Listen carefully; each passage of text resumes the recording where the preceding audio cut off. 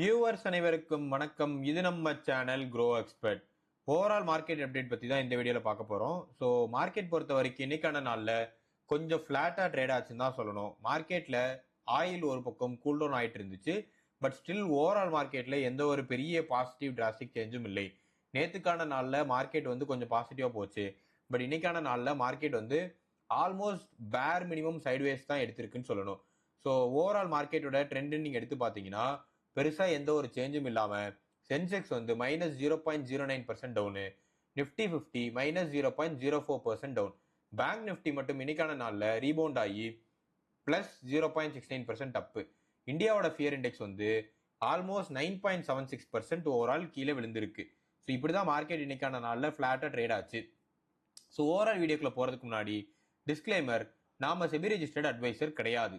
So இந்த entire வீடியோமே educational purpose காண்டி மட்டுமே. ஸோ உங்களோட ஓன் ஸ்டாக் அனலிசிஸ் பண்ணிக்கோங்க, அதுவே பெட்டராக இருக்கும்.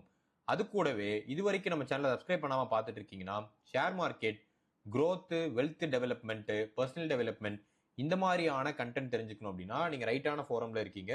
மறக்காம நம்ம சேனலை சப்ஸ்கிரைப் பண்ணிட்டு வீடியோவை கண்டினியூ பண்ணுங்க. ஸோ கீ மார்க்கெட் நியூஸஸ் நீங்க எடுத்து பார்த்தீங்க அப்படின்னா இன்னைக்கான நாள்ல பொலிட்டிக்கல் பாயிண்ட் ஆஃப் வியூல யூஎஸ் ஈரான் கீழே இப்போ நடந்துகிட்டு இருக்கிற வார் வந்து கொஞ்சம் பாஸ் ஆகி பீ ஸ்டாக் வந்து ப்ராக்ரஸ் ஆகுது. ஸோ இந்த பீ ஸ்டாக் சக்சஸ்ஃபுல்லா போகுங்கிற எக்ஸ்பெக்டேஷன்ஸ் நிறைய பேருக்கு இருக்கு. ஆல்மோஸ்ட் க்ரூடோட பேரல் வந்து கூல் டவுன் ஆயிருக்கு, $110 கிட்ட போயிடுச்சு. அண்ட் அங்கிருந்து குறைஞ்சு 86.89 கிட்ட ட்ரேட் ஆயிட்டு இருக்கு. பட் இன்னும் கீழே விழணும், கீழே விழுந்தாதான் இந்தியாவுக்கு ஒரு பெட்டரான ஆப்பர்ச்சுனிட்டிஸ் இருக்குங்கிறது நிறைய பேர் எக்ஸ்பெக்டேஷனா இருக்கு. யூஎஸோட ஃபெடரல் ரிசர்வ் பொறுத்த வரைக்கும் ரேட்டோட டிசிஷனை 29 ஜூலை சொல்றோம் அப்படிங்கிற மாதிரி சொல்லியிருக்காங்க. ஸோ இதை நிறைய கண்ட்ரிஸ் எதிர்பார்த்துட்டு இருக்காங்க, இன்க்ளூடிங் இந்தியா உட்பட. அவங்க எப்படி வெதர் ரேட் கட் பண்றாங்களா, ஹைக் பண்றாங்களா, இல்ல அதே ரேட்ல ரீட்டைன் பண்றாங்கிறது ரொம்ப ரொம்ப முக்கியம். ஒரு சிம்பிளான லாஜிக் சொல்றேன். யூஎஸ்ல இன்கேஸ் வந்து ரேட் ஹைக் பண்ணிட்டாங்க அப்படின்னா கோல்டு வந்து விழும். ஸோ கோல்டு அங்க விழுந்துச்சுன்னா நமக்கும் விழும். ஸோ யூஎஸ்ல ரேட் ஹைக் பண்றாங்க அப்படின்னா இந்தியாவுக்கு வந்து அது வந்து ஒரு நெகட்டிவான நியூஸஸா இருக்கும். அண்ட் இந்தியாவுக்கு இப்போதைக்கு இருக்கிற எல்லா சுச்சுவேஷன்லையுமே நெகட்டிவான நியூஸ் தான். ஸோ அதுக்கேற்றாப்புல இந்தியாவும் ரேட் ஹைக் பண்றதா கட் பண்றதாங்கிற டிசிஷனை வந்து எடுப்பாங்க. வெயிட் பண்ணி தான் பார்க்கணும்.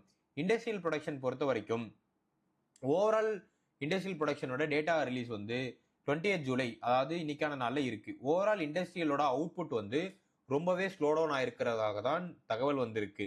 ஸோ இது எதுக்கு ப்ரோ ரொம்ப இம்பார்ட்டன்ட் அப்படின்னா ஒரு நாட்டோட வளர்ச்சி வந்து அந்த நாட்டில் உள்ள இண்டஸ்ட்ரியல் ப்ரொடக்ஷனை பேஸ் பண்ணி இருக்கு. ஸோ இது வந்து இன்கேஸ் ஸ்லோ டவுன் ஆச்சுன்னா கெபெக்ஸ் ப்ராஜெக்ட்ஸ் எல்லாமே ஸ்லோ டவுன் ஆயிரும். ஏன்னா இண்டஸ்ட்ரியை பேஸ் பண்ணி தான் இன்ஃப்ராஸ்ட்ரக்சர்ஸ், கேபிட்டல் குட்ஸ் இந்த மாதிரியான ஆஸ்பெக்ட்ஸ் வந்து போயிட்டு இருக்கும். ஸோ இதனால இன்ஃப்ராஸ்ட்ரக்சர் ரிலேட்டட் ஸ்டாக்ஸ் எல்லாமே இன்டெரக்டா இதில் அஃபெக்ட் ஆகிறதுக்கான வாய்ப்பு இருக்கு. ஆல்மோஸ்ட் ஆர்பிஐ பொறுத்த வரைக்கும் 20,000 crore பைபேக் வந்து அனௌன்ஸ் பண்ணியிருக்காங்க கவர்மெண்ட் செக்யூரிட்டிஸை. ஆக்ஷன் டேட் வந்து 20th ஜூலை.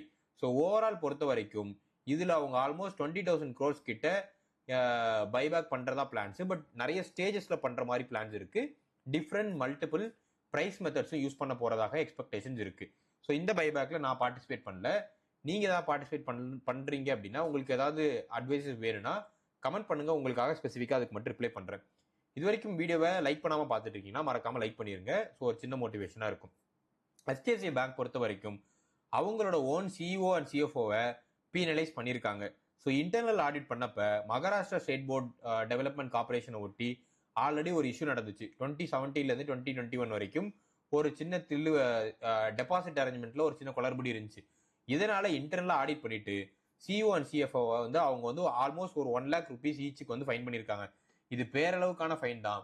பட் ஒன்னு புரிஞ்சுக்க வேண்டியது என்ன அப்படின்னா HDFC பேங்க்ல அடி மேல அடி விழுந்துட்டே வருது. ஸ்டாக்கோட பிரைஸ் இன்னும் கூட இன்னைக்கான நாள்லயே ஆல்மோஸ்ட் ஒரு 3% கிட்ட டவுன் ஆச்சுன்னு நினைக்கிறேன் நான் லாஸ்டா பார்த்தப்ப.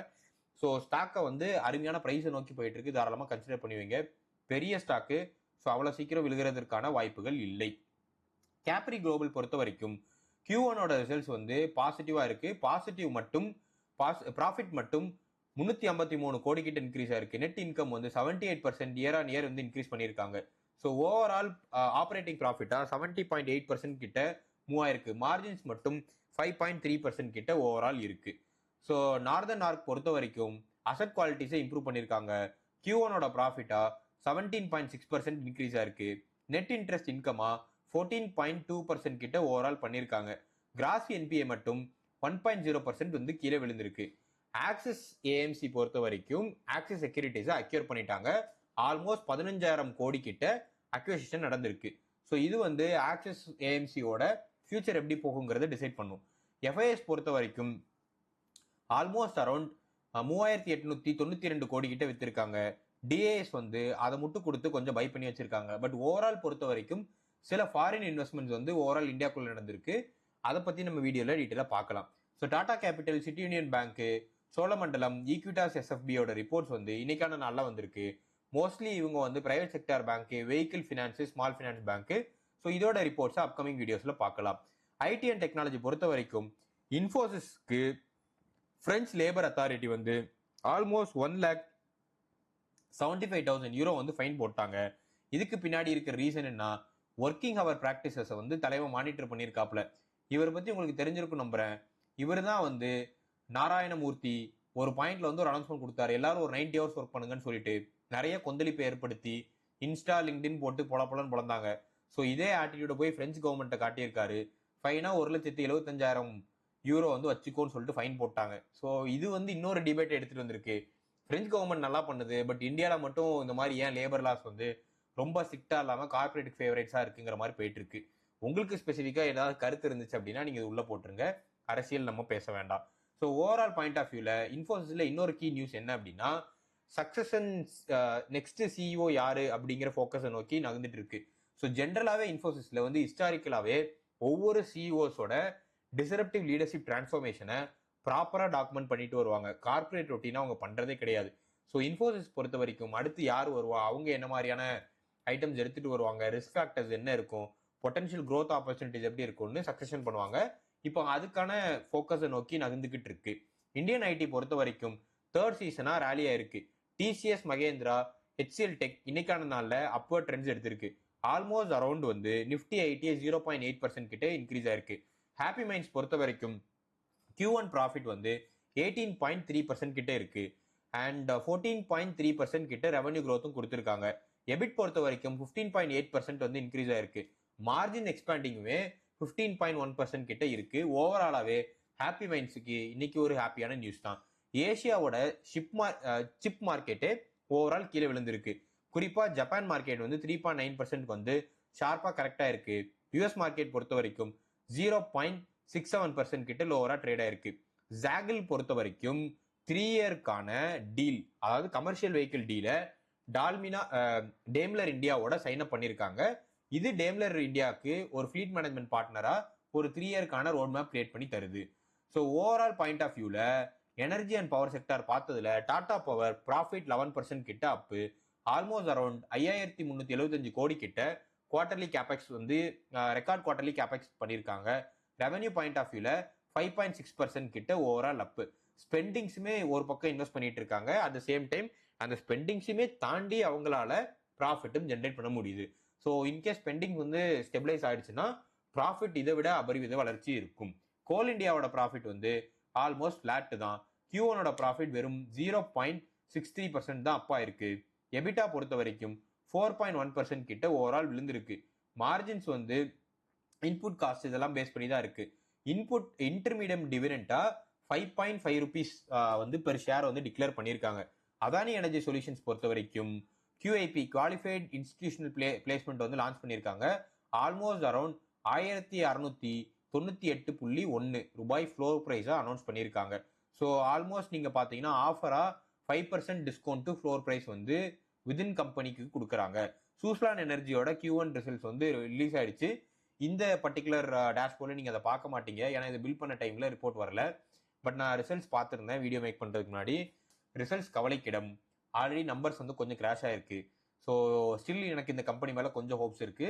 கொஞ்சம் டைம் கொடுத்து பார்க்கலாம், கம்பெனிஸ் வந்து வரும். பட் பெரிய இன்வெஸ்ட்மெண்ட் பண்ணாதீங்க, கொஞ்சமா ஒரு போர்ஷன் மட்டும் எடுத்து வைங்க. நான் கொஞ்சமான ஒரு போர்ஷன் வச்சிருக்கேன். ஓப்பனா சொல்லணும்னா எனக்கு ரிசல்ட்டுக்கு அப்புறம் அந்த பர்டிகுலர் நம்பர் நெகட்டிவ் போயிடுச்சு. நான் ஒரு பேஸ் ஃப்ளோர் பிரைஸ்ன்னு சொல்லிட்டு கன்சிடர் பண்ணியிருந்தேன், இது அதையும் உடச்சிக்கிட்டு கீழே போயிடுச்சு.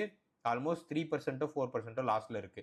எனர்ஜி அண்ட் ஆயில் கேஸ் பொறுத்த வரைக்கும் ரிலையன்ஸ், என்டிபிசி, பவர் கிரிட் எல்லாமே இன்னைக்கான நாள்ல இயர்லி லூசஸா இருந்துச்சு. நெஃப்டி எனர்ஜி இண்டெக்ஸே ஓவரால் 0.5% கிட்ட விழுந்துருச்சு. ஆயில் அண்ட் கேஸ் 0.6% 4% கிட்ட விழுந்திருக்கு.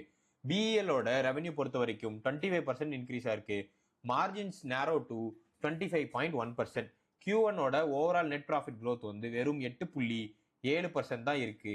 எபிட் இன்க்ரீஸ் ஆயிருக்கு.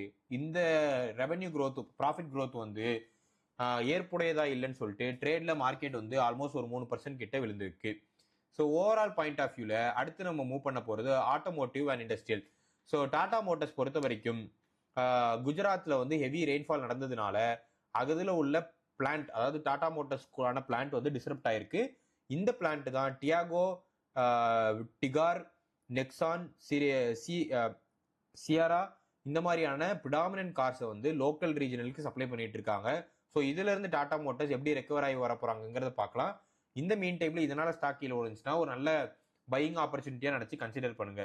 டாடா மோட்டார்ஸ் பொறுத்த வரைக்கும் டிவிஎஸ் மோட்டார்ஸ் வந்து 4.3% ஆஃப் அவங்களோட ஸ்டேக்கை டிவிஎஸ் கிரெடிட்ல இன்னுமே இன்க்ரீஸ் பண்ணி வச்சிருக்காங்க. இதுக்கு முன்னாடி டிவிஎஸ் கிரெடிட்ல அவங்களுக்கு 80.76% ஸ்டேக் இருந்துச்சு. இப்போ அதை வந்து 85.15% இன்க்ரீஸ் பண்ணியிருக்காங்க. மாருதி சுசுகி பொறுத்த வரைக்கும் அவங்க ஸ்ட்ராட்டஜியை வந்து 25 to 30% வந்து எஸ்யூவி growth நோக்கி இருக்கு அப்படிங்கிற மாதிரி நியூஸ் வந்திருக்கு. சிஎன்ஜி டிமாண்ட் வந்து டீசல் வெஹிக்கிளை ஓவர்டேக் பண்ணிடுச்சுங்கிறது ஸ்டில் அவங்களோட பெட்டா இருக்கு. So CNG market and SUV செக்மெண்ட்ல இனிமேல் எங்களோட டாமினேஷன் இருக்குங்கிறது அவங்களோட கிளியர் கட் ஸ்டேட்மெண்ட்டாக இருக்கு. ஸோ டாடா வந்து இவியை ஃபோக்கஸ் பண்றாங்க, மாருதி சுசுகி வந்து சிஎன்ஜி எஸ்யூவிங்கிற செக்மெண்ட்டை ஃபோக்கஸ் பண்றாங்க. வெஹிக்கிள்ஸ் பொறுத்தவரை வீல்ஸ் இந்தியாவோட ப்ராஃபிட் பொறுத்த வரைக்கும் 28% கிட்ட இன்க்ரீஸ் ஆயிருக்கு. எக்ஸ்போர்ட்டோட க்ரோத் மட்டும் 17.3%. இண்டிகோவோட நியூ சிஇஓ அப்பாயின்மெண்ட் வந்து எஃபெக்டிவ் ஃப்ரம் 28 ஜூலை. பட் என்னதான் போனாலும் ஸ்டாக்கை போட்டு பொலன்னு பொழந்துகிட்டு இருக்காங்க. ஸ்டாக் வந்து இன்னைக்கான நாளில் 0.8% கிட்ட விழுந்திருக்கு. எல்என்டி, அம்புஜா சிமெண்ட்ஸ், சுப்ரீம் இண்டஸ்ட்ரீஸோட ரிப்போர்ட்ஸ் வந்து ஆஃப்டர் மார்க்கெட் ஹவுஸ்ல வந்திருக்கு. ஸோ என்ன கொஞ்சம் படிச்சு பார்த்துட்டு நாளைக்கான வீடியோவில் இதை பற்றி டீட்டெயிலாக வீடியோ மேக் பண்ணி போடுறேன். இந்துஸ்தான் யூனிலிவரோட Q1 ரிசல்ட்ஸுமே ஆஃப்டர் மார்க்கெட் ஹவர்ஸ்.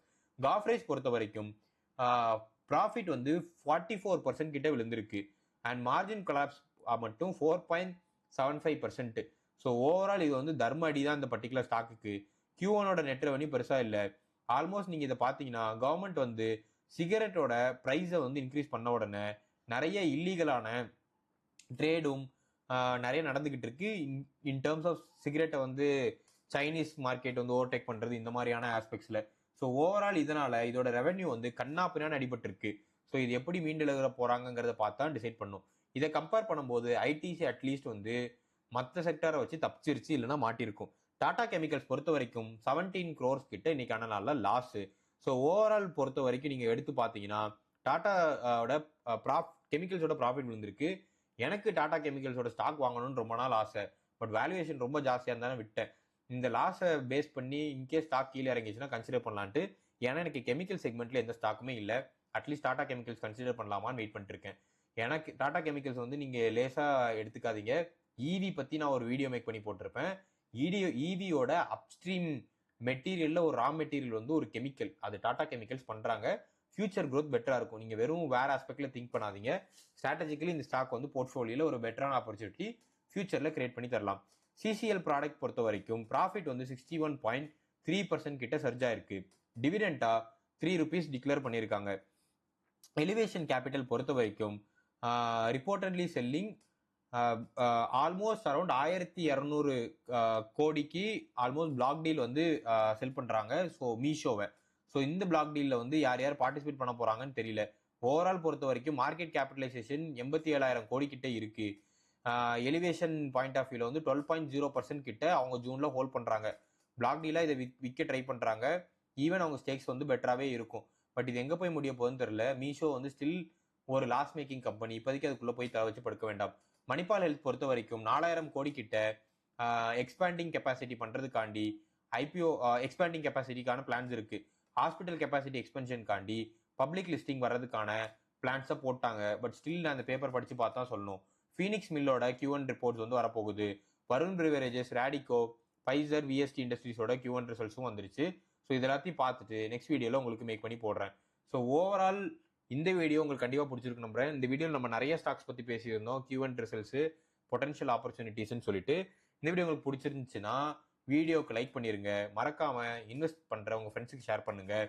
உங்களுக்கு ஏதாவது ஸ்பெசிஃபிக்காக ஸ்டாக் பற்றி தெரிஞ்சுக்கணும், உங்களோட பெர்ஸ்பெக்டிவ் இன்னைக்கான மார்க்கெட் பத்தி என்ன இருக்குங்கிறத கமெண்ட் பண்ணுங்க. அண்ட் ஓவரால் இது வரைக்கும் சப்ஸ்கிரைப் பண்ண வீடியோ பார்க்கணும்னா சப்ஸ்கிரைப்